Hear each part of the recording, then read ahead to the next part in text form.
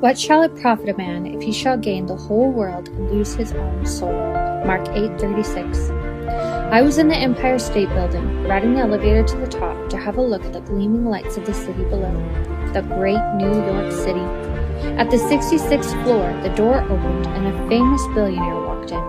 It surprised me because I thought he was out of the country somewhere. Although I recognized him, I didn't want him to know because it might make him nervous and I was afraid he would vanish. Being alone in the elevator with him, I looked alternately at the walls and at him. As we continued on our journey to the top floor, he evidently noticed my gazing at him, for he suddenly broke the silence. Do you know who I am? I'm not sure, but you are certainly handsome, I answered. I wanted to make points with him. We reached the top floor, and as the doors opened, I made sure that he could get off the elevator first. Together, we walked over to the edge of the rooftop and looked down on the street below. Evidently, my behavior had impressed him, for he turned to me and said, I have a proposition to make with you. Really? I responded. I hoped it would involve money. Yes, he said, I have $1 million that I want to give you. You want to give me $1 million? Although I wondered what the catch was in his offer, I feared to offend him by asking. Besides, I had been wishing I had enough to buy a new Jaguar, and I figured that his offer would amply more than cover the cost. I was delighted. But then he continued, I want to give you the money on 2 conditions. The first is that you promise to spend the entire sum. Well, I would have preferred to spread out the funds for a longer period of time, but I also reasoned that it would be better to have $1 million to spend in 1 year than to have no million at all. So I agreed. Good, he replied. Now here's the second condition. At the end of the year, from wherever you are, whether you're in the Far East or the South Seas, whether you're in Acapulco or the Caribbean, you must promise to meet me here on the rooftop of the Empire State Building. Is that all? I questioned. What happens next? You'll meet me here, and then you'll jump off this building and go splat on the pavement below. I beg your pardon? He repeated his condition. If you do not jump, and there's no way you can get out of it, you can't use the $1 million to get lost somewhere, then I'll push you from the same spot and you'll still die at the end of 1 year. It didn't take me much deliberation to turn to my would-be benefactor and say, you know something? You're ugly. I turned around and walked back to the elevator. On the way down, I couldn't help thinking about his ridiculous offer. I wondered if anyone in his right mind could ever accept such a deal. At the 77th floor, a man dressed in white joined me. I thought I had seen him somewhere before, perhaps in pictures. He smiled and greeted me, but I felt reluctant to talk to him, feeling rather distrustful of people I meet in elevators. Somehow, he didn't seem to mind my apprehensiveness. I noticed you've been admiring the lights of New York, he said. Yes, I replied cautiously. They're certainly beautiful. Then he began telling me about a fantastic city that was even better. It sounded unbelievable. 1/5 larger than the state of Oregon. It had a most fantastic river running through it, and he described its fruit trees. I could almost taste the fruit. I could imagine the beauty of the scene. How do I get there? I asked. You can find the way only through me, he replied, but I'll be glad to take you there. How far is it? It's 105 trillion miles. 105 trillion miles? How could I ever get there in my lifetime? Just then, the elevator stopped at the 66th floor, and another man got on. He resembled a magician. Black suit, pitch black beard, a mustache, and a high hat that looked as though he were trying to hide something underneath. As my friend from the 77th floor continued to describe his city, the newcomer watched me with penetrating eyes. Finally, he butted rudely into the conversation. My friend in white politely let him have the floor. I have a fabulous city too, he stated. You should see the lights. At night you can hardly believe the beauty of the place, and the fun you can have, it starts whenever you arrive. You don't have to wait. Well, I questioned, how do I get there? I'll show you the way. How far is it? You can be there in 4 hours. 4 hours? Yes. Well, what are we waiting for? Let's go right now, I cried. We continued on down to the ground floor. While the man in the white disappeared down the street, the one in black took me to the airport, where we boarded an airplane and flew to Las Vegas, Nevada. We got there at night. The lights were on and I had more fun than I'd ever imagined possible. Then I slept until noon the next day. Finally, when I was wide awake enough to look around, I started strolling aimlessly down the streets. To my surprise, I saw a Jaguar agency that offered me a new Jaguar for $1 down and $1 a week. I could hardly believe those terms. For a month, I roared around Las Vegas, having a great time. But the strange thing was that after the fun ended, there was nothing left. And I discovered, much to my amazement, that all the things I did to have fun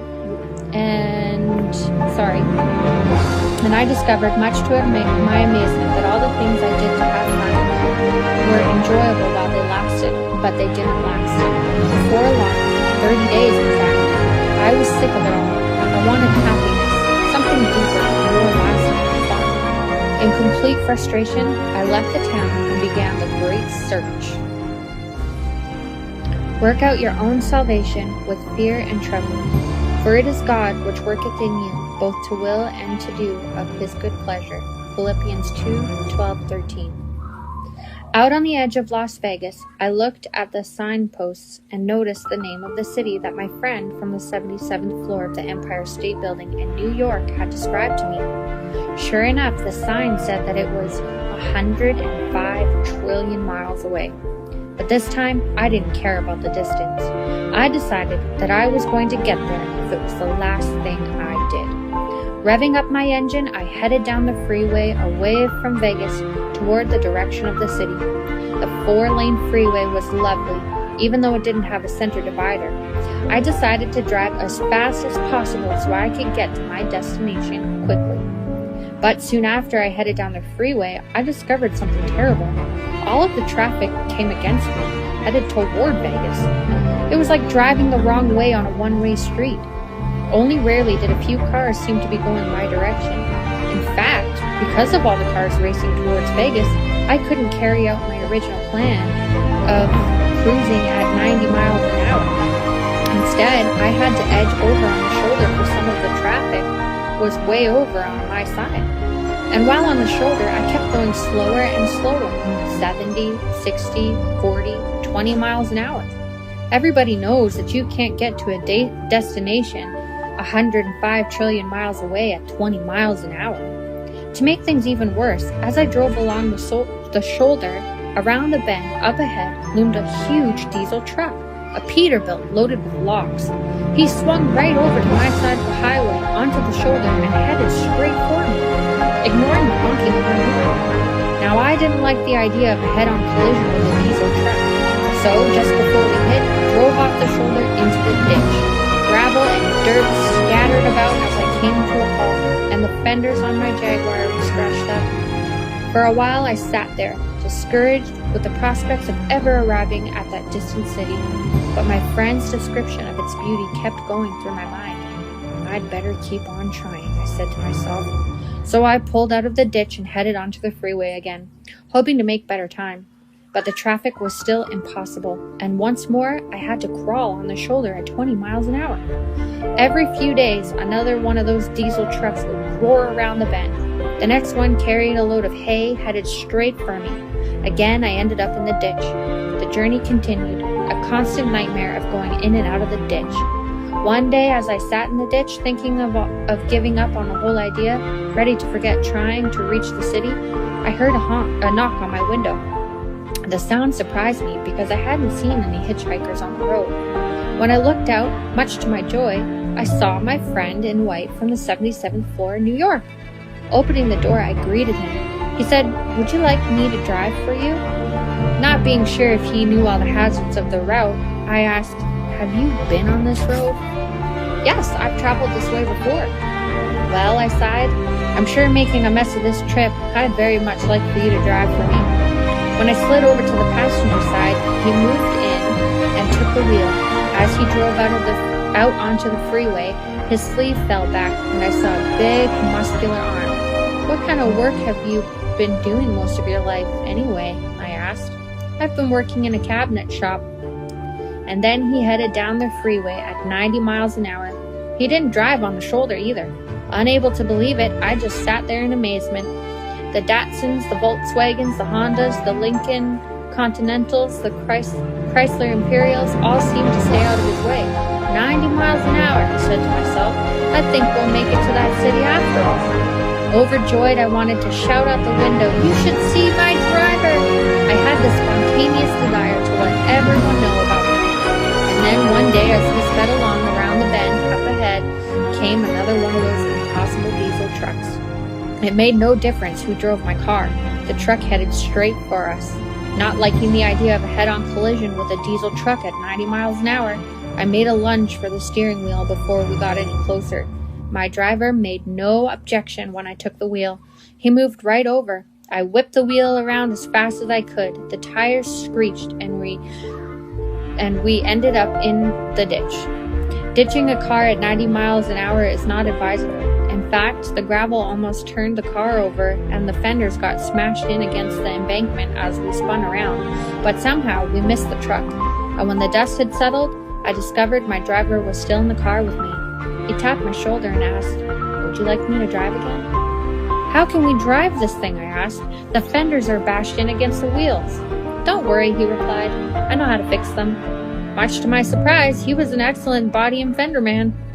Now, where he ever learned that type of work in a cabinet shop, I don't know. Soon the fenders were out and we were headed down the freeway again at 90 miles an hour. As he drove, I said to myself, now he did tell me that he'd been over this road already. He must have met diesels before. And I began to wonder what I'd do if we met another one of those trucks. We journeyed along for several days. I learned that my driver never forced himself upon me. At any time, I could take over the driving, but each morning as we started our day's trip, he asked me if I wanted him to stay with me and drive. I always said yes. One day, another diesel truck loaded with hay came around the bend. "Now look here," I said to myself, "keep your cool. Don't do anything stupid. Keep your grubby little hands off the steering wheel. He knows how to handle diesel trucks. Stay out of his way." But I didn't feel like doing nothing. I wanted to do something myself. Yet since he had told me that he knew the road from before, I thought, let him handle this. I closed my eyes and opened them again. I chewed my nails, I fussed with the seatbelt. What made the whole situation worse to me was that my driver got closer to the diesel. He accelerated to 120 miles an hour. It took every ounce of willpower, self-discipline, energy, and human effort that I had to sit there. Have you ever heard the expression, "Don't just stand there, do something"?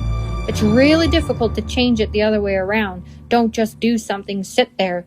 Somehow I managed to let him remain in charge, and just before we would have collided head on, the diesel went into the ditch. I couldn't believe it, and as we sped by, I caught a glimpse of the driver. It was the man from the 66th floor in New York, the one who had flown me to Vegas, and he had a pitchfork beside him in the cab for loading hay. Really excited, I thanked my driver. Now I had even more reason to shout out the window, "You should see my driver! He can meet anything on this road." I even wanted to get bumper stickers that said, "Honk if you know my driver." We continued the journey day after day. It was a wonderful experience for a while, but then to my surprise, I began to get bored. Bored with the countryside, frustrated from not doing the driving. I got impatient and tired of the trip. Naturally, I didn't like to keep admitting that I couldn't do the driving. It damaged my ego. And I wanted to protest. I know how to drive. I'm a big boy now. I've been to driver's school. Leaving my driver in control was turning out to be a crucifying experience. I was tired of the effort that it took to let him do the driving for me. Furthermore, up ahead, I saw an amusement park off to the left side. It looked like a fabulous place. It had things like Matterhorn, bobsleds, and jungle boat rides, and more. Although I wanted to stop, I was quite sure that my driver wouldn't turn off the main road.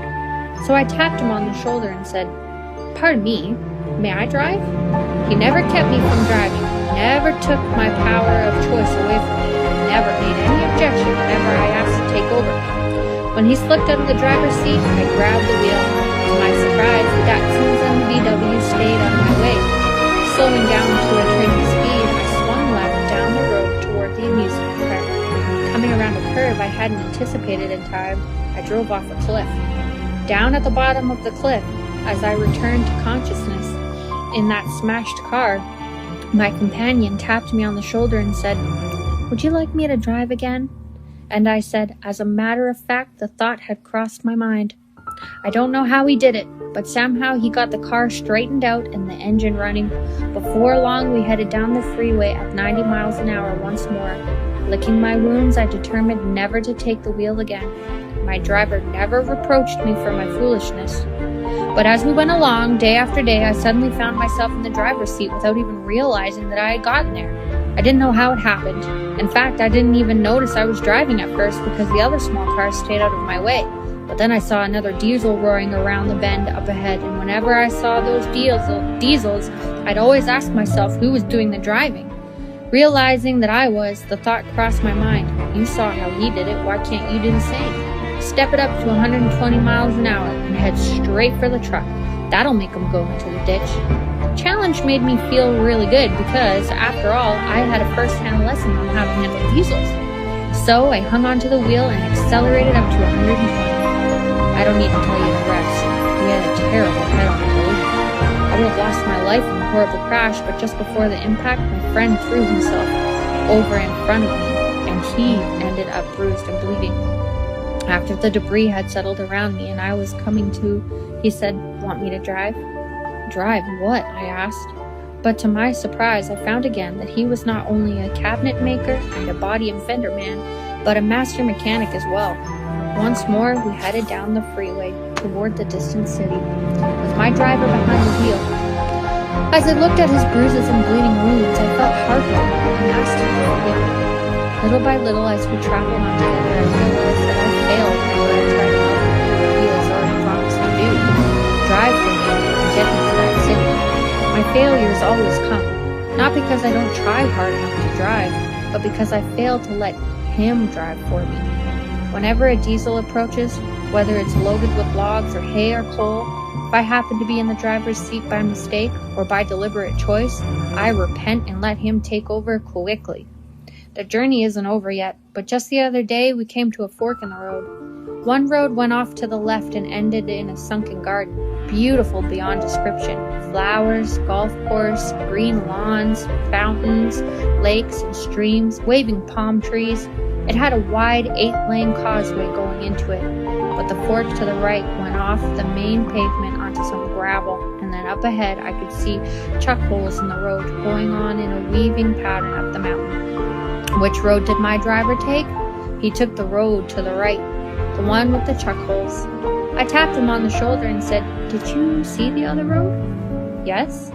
"Are you sure we're on the right one? The other way looked more like your description of that distant city."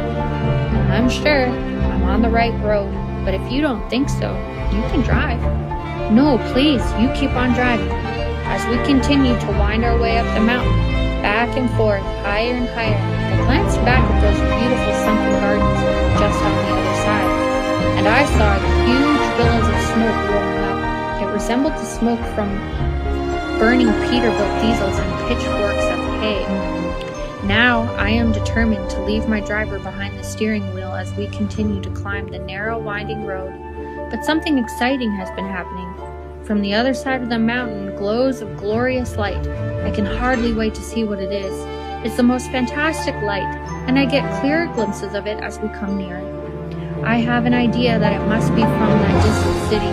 In the meantime, although I'm no less interested in that city, I'm having a great time getting better acquainted with my driver. And as I learn to know him more and more, I increasingly love and trust him. Just over the mountain in the promised land lies the holy city built by God's own hand.